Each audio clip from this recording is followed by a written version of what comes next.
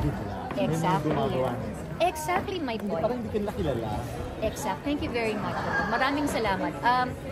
Kasi katulad nga nung sinabi ko, ang tagal ko na sa industriya, yung mga nakasabayan kong artista or press or yung mga fans ko ever since, you guys would know. Hindi na ito yung sa press. Kasi bago ka pala kami na nito. Kasi diba, nung nagsisimula pa lang, ang point ko lang, ganito lang po yun.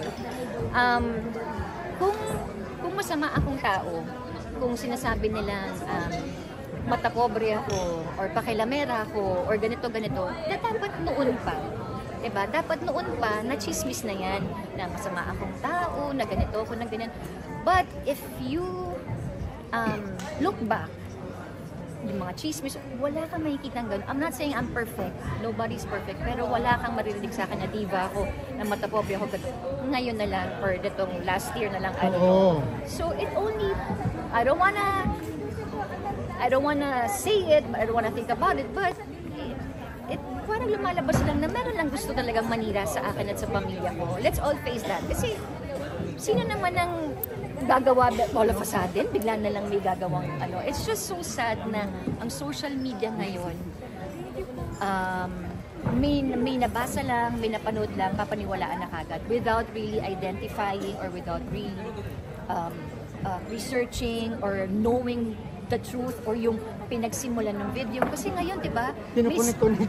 Exactly. Parang pinukunik yung dati. Oo, yung video ko dati sa podcast namin ng wala pa kaming title na ginawa namin during pandemic. So, pag titignan mo yung timeline, ang layo. So, hindi ko, ano man yung sinabi ko noon, I wasn't pertaining to anyone. It was just a question na inano sa akin na parang out of the blue. But again, I wasn't pertaining to anyone. And kilala niyo naman ako, pag meron na akong sama ng loob sa isang tao, hindi ako nagaganyan. Hindi ako Napapaliwan ka pa ba? At one point. Hindi naman. It's just parang ano lang ako. Hindi ako naapektuhan, pero parang talaga ba? Nashock ka lang. Nasashock ako ng parang talaga ba? May naniniwala ba talaga na parang oh wow, sabi ko grabe talaga yung power ng social media. Parang of course na ano ko lang yung time namin at yung time ngayon na grabe na pala na parang ngayon talaga papaniwalaan nila kung ano yung gusto mong paniwalaan. Yun na lang yun. Parang mga bashers sinasabihan kang pakialamera ka daw sa mga anak mo, sa love life nila. What is your take on that? Again, kung basher sila, whatever I say, kahit i-defend ko yung sarili ko, they will not listen to me at ayaw na nilang maniwala sa akin. And wala na ako magagawa doon. You know, I'm not here to please everyone. Sa mga nakakakilala sa akin, they know me and they will speak for me. O ngayon, kayo makakapagsabi, parang hindi naman siya ganyan. Kasi kung ganyan yan, di ba dapat noon pala, gatong-gato na siya. I mean, truth will always prevail.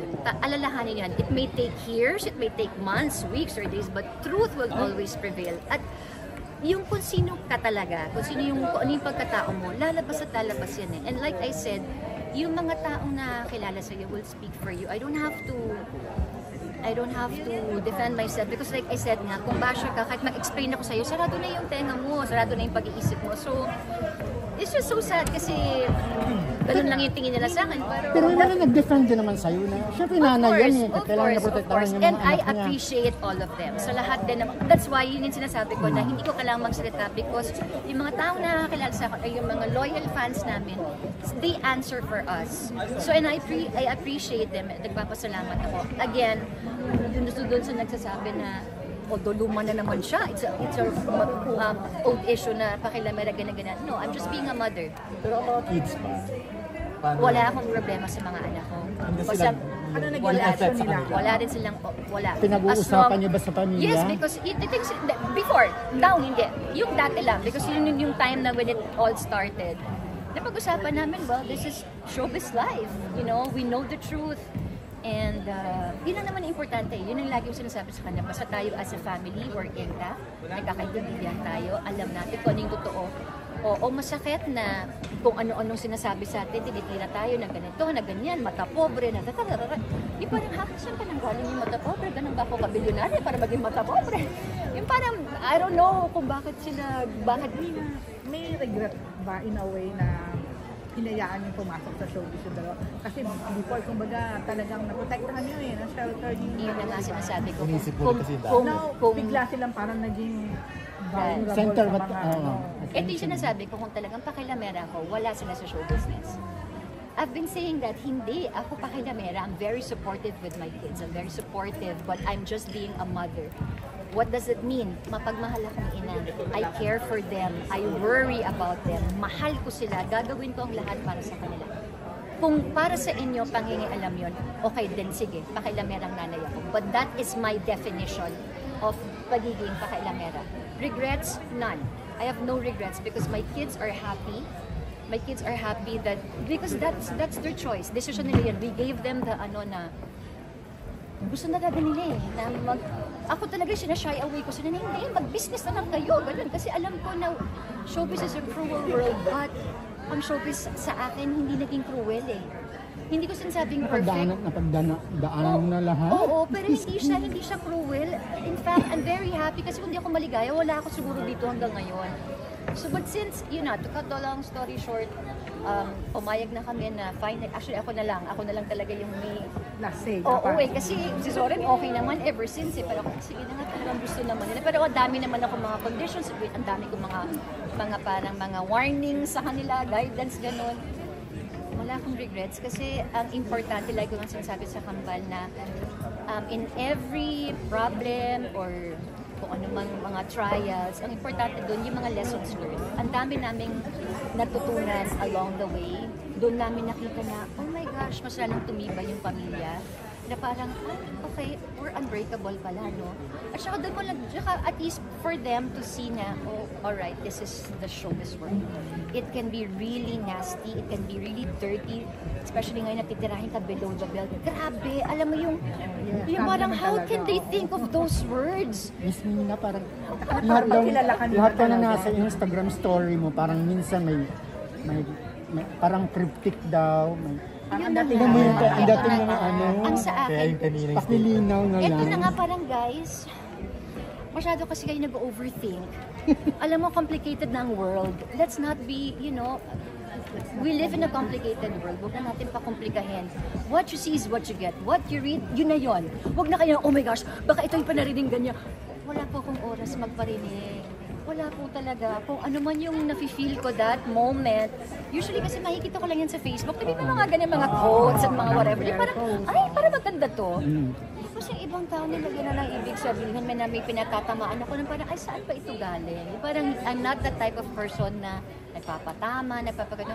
Oh my gosh, matanda na ako. Hindi naman masyadong matanda. Hindi naman masyadong matanda. Pero parang, I have no time for this childish games. I mean, kahit anong bata ako, hindi naman ako nakipag ganyan-ganyanan. So parang I have no time for this.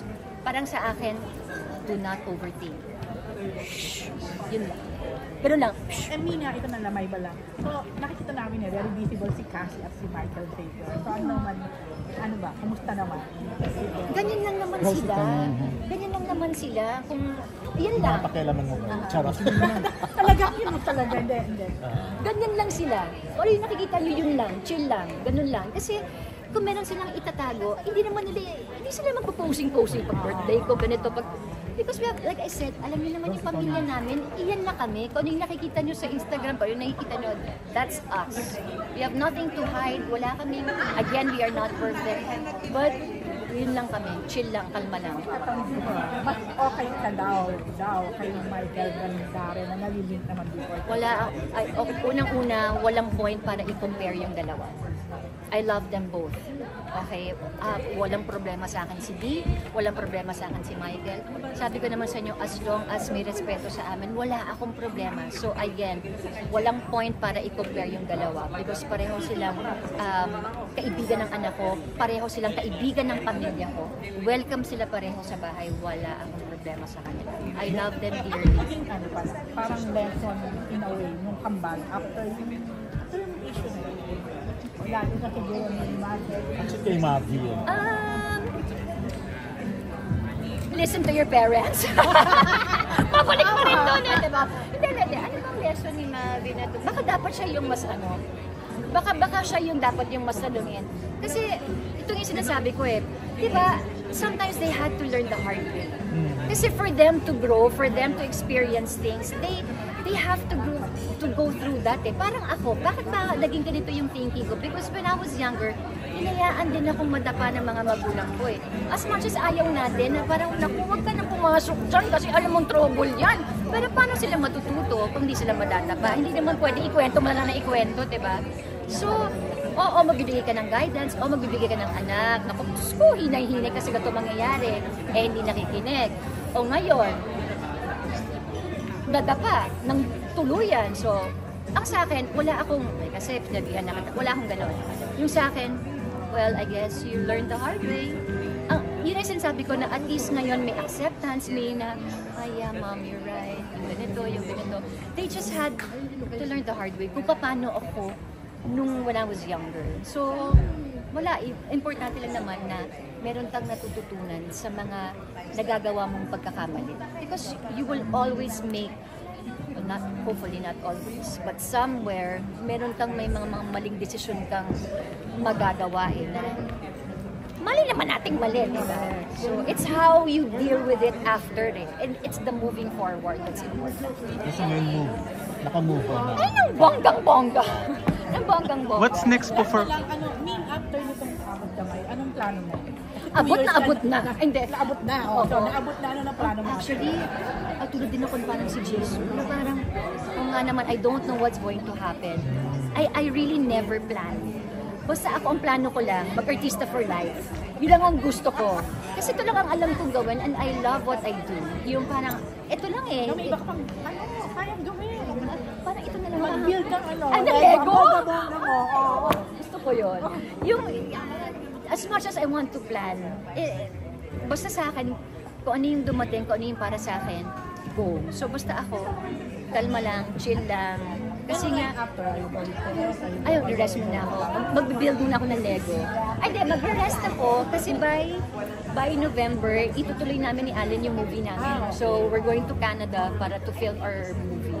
And then, pahinga muna. Then, hopefully, sana next year, sana. Kasi, gusto ko talaga, hindi, parang ako yata yung taong, sasabi niyo nga, di ba, 2 years na, kailangan magpahinga ka naman. Si Zorin nga, Han, magpahinga ka.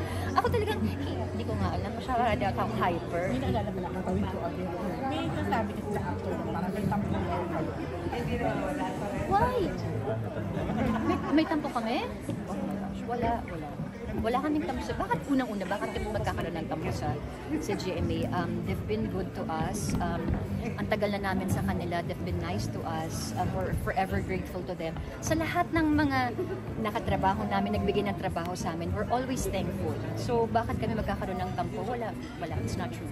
Kasi kung may tampo ka, tingnan mo, iiyak ba ako? Iiyak ako, may tampo ako. Siguro nag-start po yun doon sa GMA Gala nung di po kayo nag-attend. Ay, Ano po hindi yung talaga. reason? No. That's the reason.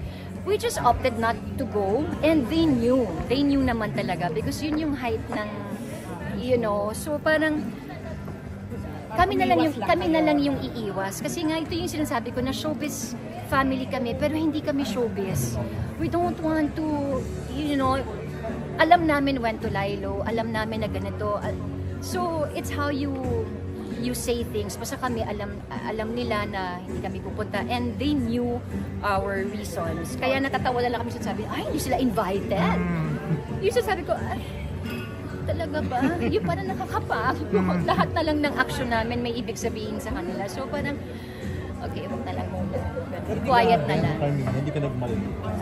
Siguro kung si yan, at sabi kung si Rupa at si Aiko yan, nasa situation mo.